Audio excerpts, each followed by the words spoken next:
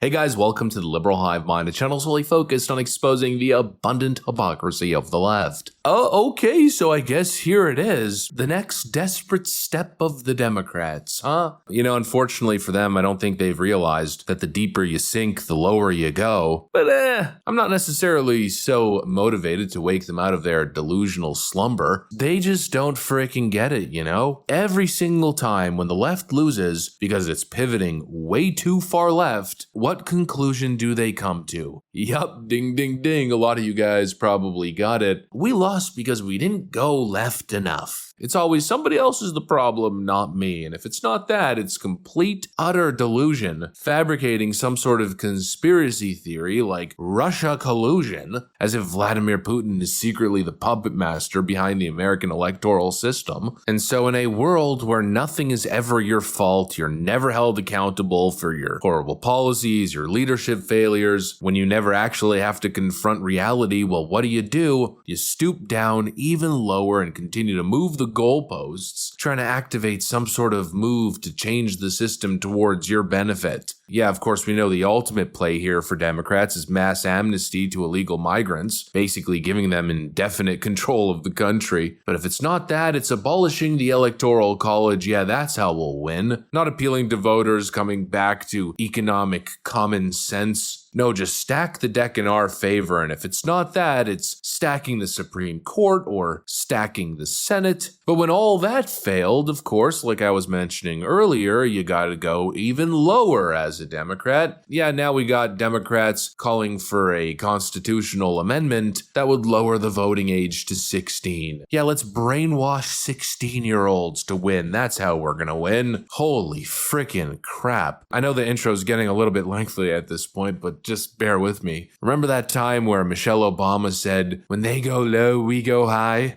When they go low, we go high. Oh, how that statement has aged poorly. We got some stuff to get into, so let's roll the tape. All right, folks, take a look at this. Breaking: Democratic Representative Grace Meng has just proposed a constitutional amendment to lower the voting age in the United States to 16. Oh, well, isn't that just interesting? Every frickin' time, guys, if they don't win, it's either somebody else's fault or the rules need to change because they're losing because the system is somehow stacked against them. And so I guess the injustice this time is that 16-year-olds aren't voting. Can I get a collective facepalm, please?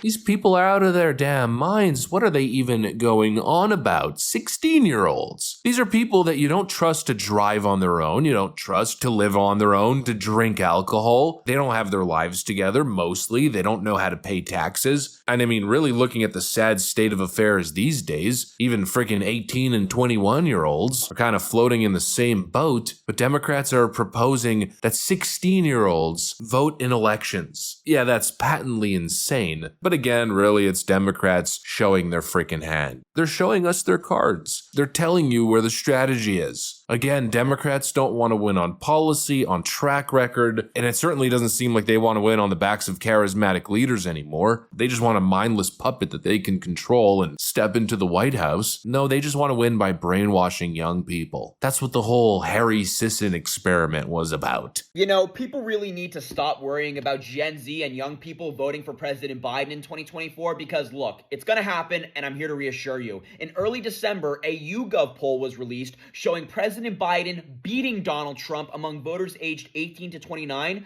by 30 points.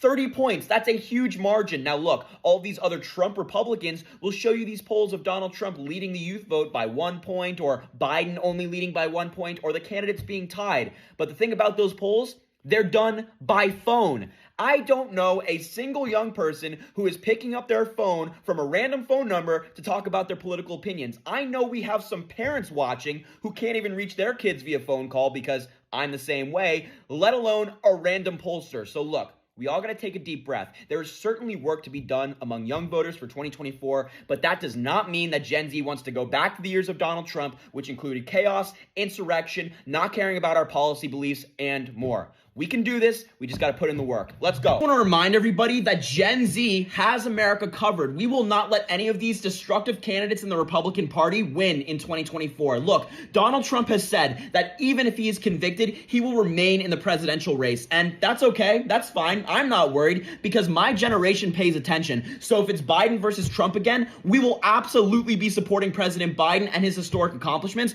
And we will most certainly not be supporting Donald Trump, the twice impeached, twice indicted, disgraced former president who's now a proven sexual abuser, fraud, and liar. Look, folks, let's take a deep breath. Let's organize. Let's work hard and make sure that Donald Trump never gets back into the Oval Office. What the Republican Party doesn't understand about Gen Z is we don't like you. You claim you want to appeal to Gen Z, but you call us stupid, you say we're dumb, you say we're indoctrinated. I promise it's a losing strategy. And Gen Z is watching the Republican Party extremely closely as they destroy our environment, take rights away from women, do nothing about kids being shot in schools, and if they think they can give the middle finger to our generation and get away with it, they're sorely mistaken. Yeah, they just want to brainwash young people, probably because they realized something that Kamala Harris told them a while back. What's the other thing we know about this population? And it's a specific phase of life. Remember, age is more than a chronological fact. What else do we know about this population, 18 through 24? They are stupid. That is why we put them in dormitories, and they have a resident assistant. They make really bad decisions. Well, when I was at college at Howard University, we were 18 through 24, and we were called college kids. But when you're in the system and you're 18, you are considered an adult, regardless of the fact that that is the very phase of life in which we have invested billions of dollars in this world, knowing that's the prime phase of life during which people are capable of being molded and shaped and directed to becoming productive adults. But also, don't forget what we also know about that age range. They can be really stupid.